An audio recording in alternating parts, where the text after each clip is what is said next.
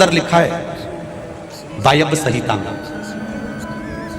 वायव्य संहिता में लिखा है जब कोई देवाधिदेव महादेव को जल चढ़ाता है, जल की धार चढ़ती हुई अगर शंकर के शिवलिंग पर तुम्हें दिख जाती है तो वो जल जिसने चढ़ाया है, वो जल की धार जो दिख रही है, जितने लोग उस जल की धार को चढ़ता हुआ देखते हैं उतने लोगों की तरफ से शंकर को वो जल समर्पित हो जाता है। मात्र धार का दर्शन,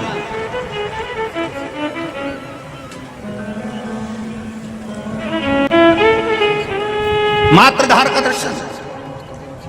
वायव्य संहिता शिव महापुराण की वर्णन कर रही है क्यों शंकर जी के ऊपर जल का पात्र बांधा जाता है, क्यों बूंद बूंद पानी टपकता है, क्यों जल में से एक एक जल की धार महादेव के ऊपर चलती रहती है, क्यों वेद पाटी ब्राह्मण भूदेव जब अभिषेक कराते हैं तो जल की धार धीरे धीरे चढ़वाते हैं। उसका कारण क्या है?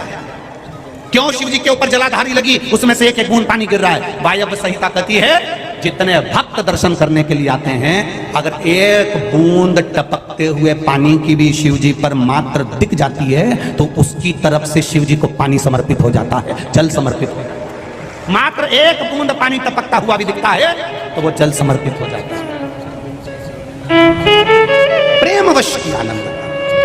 महादेव की सेवा जैसी दुनिया में किसी की सेवा नहीं है साहब। वो कुछ नहीं मांगता आपसे, कभी आपसे नहीं कहता कि मुझे तू सोना देना, कि चांदी देना, कि अंबर देना, कि पीतांबर देना, कि धन देना, कि दौलत देना, कि मुझे तू ये 56 भोग देना। महादेव को नीची है, तुम तो तुम्हारे पास रखो। तुम महादेव को कुछ मत दो, पर महादेव को समय जरूर दो। एक लोटा जल चढ़ाने महादेव के सामने जाओगे मतलब महादेव को तुमने समय दिया। शिव पुराण कथा सुनने के लिए आए हो, महादेव को समय दिया। टीवी खोलकर बैठे हो 1 बजे से 4 बजे तक, महादेव को समय दिया। और याद रखना, दुख की घड़ी में सब साथ छोड़ देंगे। जिसके साथ तुम 24 घंटे रहते थे वो भी साथ छोड़ देगा, जिसके साथ तुम हर पल रहते थे वो भी साथ छोड़ देगा। जब तुम्हारे ऊपर कर्जा होगा, तकलीफ होगी, कोई बीमारी आ गई, रोग आ गया, कष्ट आ गया, जिसके साथ तुम रहते थे वो तुम्हें केवल 1 बार 2 बार देखने आएगा, इसके सिवाय नहीं आएगा। तुम्हारे पर कर्जा बढ़ गया तो दुनिया के लोग जिसके साथ तुम 24 घंटे रहते थे वो तुम्हारा साथ देने नहीं आएगा। सारी दुनिया के लोगों को तुमने समय दिया, पत्नी को दिया, बच्चों को दिया, कुटुंब को दिया, कबीले को दिया, माता को दिया, पिता को दिया, रिश्ते को दिया, नाते को दिया, अपने वालों को दिया, बुआ को, फूफा को, रिश्ते को, नातों को, दोस्तों को, फ्रेंड को, जिन जिन को तुमने समय दिया तुम्हारी दुख की घड़ी में वो खड़े नहीं होंगे। पर जिसको तुमने समय नहीं दिया वो महादेव तुम्हारी दुख की घड़ी में खड़ा मिल जाएगा। जिसको केवल 1 लोटा जल चढ़ाने गए हो, केवल 1 क्षण के लिए गए हो, थोड़ी देर के लिए तुम महादेव के पास पहुंचे हो।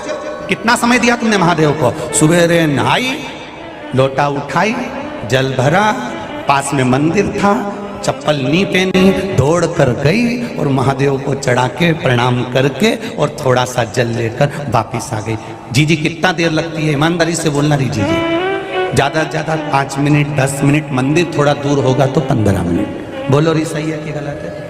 ज्यादा से ज्यादा 15 मिनट।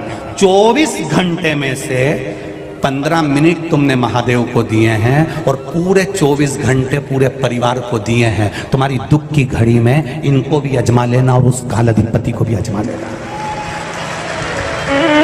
24 घंटे परिवार को दिए, 24 घंटे बेटे को दिए, 24 घंटा बहू को दिए, 24 घंटा अपने नाते रिश्ते कुटुंब करीबेले सबको दिए। इनको अजमाना एक बार 24 घंटे में। जिन जिन को दिए, भाई बंधु कुटुंब कबीला, जिनको 24 घंटा दिया, इनको अजमा के देखना। और जिसको तुमने 10 मिनट, 5 मिनट, 15 मिनट दिया, केवल मंदिर जाके 1 लोटा जल चढ़ाती थी, आ जाती थी। जब वेंटिलेटर पर पड़ी थी, पूरा परिवार बाहर खड़ा था, तूने जिसको जल चढ़ाया था वो तेरे वेंटिलेटर के पास खड़ा था, वो खड़ा था। एक पत्राया दे, जब तक वो बंधन नहीं बांधेगा तब तक बंधने वाले नहीं हो। बांधेगा तब बंधन। पर एक काम करना, धर्म के पथ पर चलना और कर्म करने में पीछे मत हटना। ये शिव महापुराण की आज की कथा कर रही है। धर्म मार्ग बताएगा कि ऐसे जाना है, बेलपत्री चढ़ाना है, शिव पर जल चढ़ाना है, भजन करना है, कीर्तन करना है, शिव मंदिर जाना है, प्रणाम करना है, नमन करना है। पर कर्म तुम्हें करना पड़ेगा। कोई परसा हुआ भोजन तुमको लाकर नहीं देगा। यहाँ कुबेरेश्वर धाम में तो अगर भोजन भी बनकर आता है तो सामने रख कर दे दिया जाता है, कहा जाता है अपनी अपनी थाली खुद मांझो रहे। थाली क्यों मंजवाई जाती है? क्या कुबेरेश्वर धाम में 2 बर्तन मांजने वाले नहीं रख सकते? उसका कारण है कि इस धाम में आए हो तो तुम्हारा अभिमान नीचे पानी में धुल जाना चाहिए, अहंकार थाली की तरह साफ हो जाना चाहिए कि मैं कुछ नहीं हूं।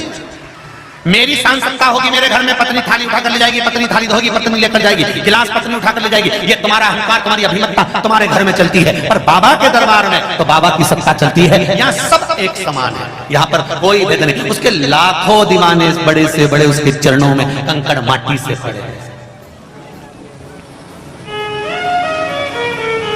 घर का भोजन वीआईपी भोजन, और आश्रम का या कुबेरेश्वर बाबा का जो भोजन हो, अभी आप लोग खिचड़ी प्रसाद लेंगे या जो भी प्रसाद लेंगे, ये इसमें नमक है कि नहीं, मिर्ची है कि नहीं, पर इतना जरूर है कि उसमें बाबा का प्रसाद है, खा लिए तो ना जाने कितनी बीमारी से दूर होते चले गए। शिव की कृपा, ये शिव का अनुमोदन, शिव का आनंद, उसमें कुछ नहीं है, पर प्रसाद।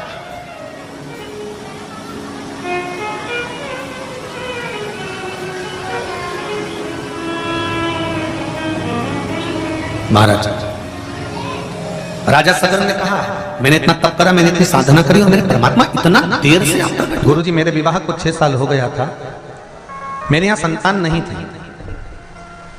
हमने बहुत पूजा पाठ कराया, डॉक्टरों के पास इलाज कराया, फिर भी कुछ नहीं हुआ।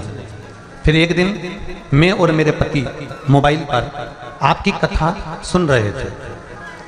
फिर आपने कथा के बीच में संतान प्राप्ति के लिए विधि बताई कि पति पत्नी सुबह स्नान करके सफेद आंकड़े की जड़ को लेकर आए और उस सफेद आंकड़े की जड़ को शिवलिंग पर से 21 बार तुमरुका जी का नाम लेकर घुमाएं और उस जड़ को पत्नी अपनी कमर में बांध ले। 3 से 4 महीने में गर्भ ठहर जाता है। गुरुदेव, हमने तो केवल मोबाइल पर वो सुना था और विचार करा, जब गुरुजी बोल रहे हैं तो अचानक मोबाइल में ये क्लिप आ गई है, तो क्यों ना करा जाए। दूसरे दिन ही हमने वो प्रयोग करा। आज मेरे को 6 महीने का गर्भ है। ये शिव भगवान। बैठ जाओ बहन, बैठ जाओ। श्री शिवाय नमस्ते। आज मुझे 6 महीने का गर्भ है, ये शिव की कृपा।